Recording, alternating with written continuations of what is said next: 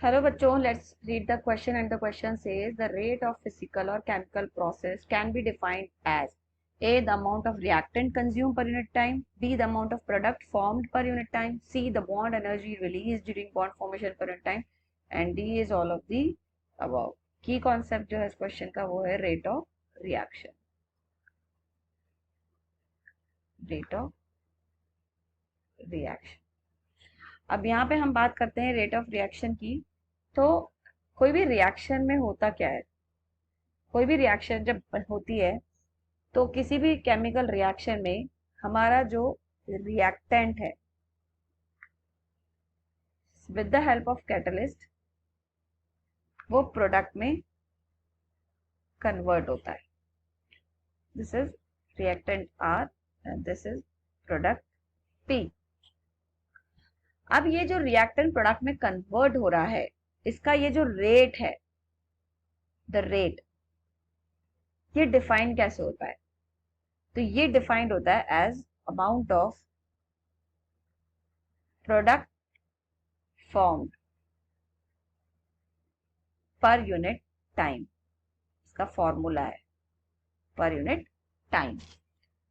अब ये खाली प्रोडक्ट पे ही क्यों डिपेंडेंट है? Why not in the reactant?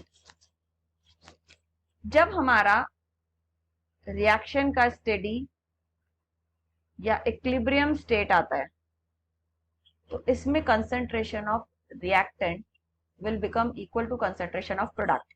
तो एक टाइम जरूर ऐसा आएगा कि जितना अमाउंट ऑफ रिएक्टेंट हमें गिवन है रिएक्शन में वो उतना ही अमाउंट ऑफ प्रोडक्ट बना देगा। तो यहाँ पे हम रेट ऑफ रिएक्शन डिफाइंड नहीं कर सकते। Rate of reaction not defined, क्योंकि यहाँ पे ये सिस्टम क्या हो जाता है, रिएक्शन क्या हो जाती है, स्टॉप हो जाती है इक्विलिब्रियम में आने के बाद।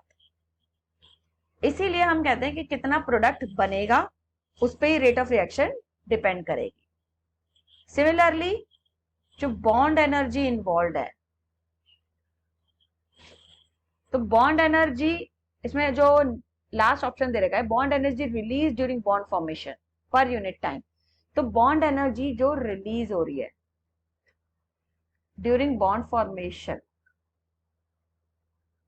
अगेन पर यूनिट टाइम।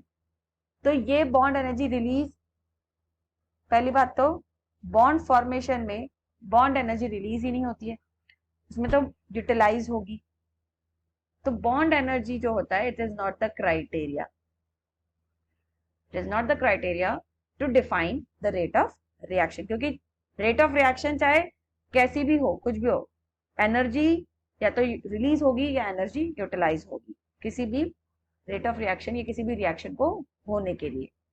तो इसलिए ये वाला कॉन्सेप्ट भी एप्लीकेबल नहीं है। सो यहाँ पे सिर्फ एक ही ऑप्शन है, the amount of product formed per unit time as the correct answer. So will go with option B.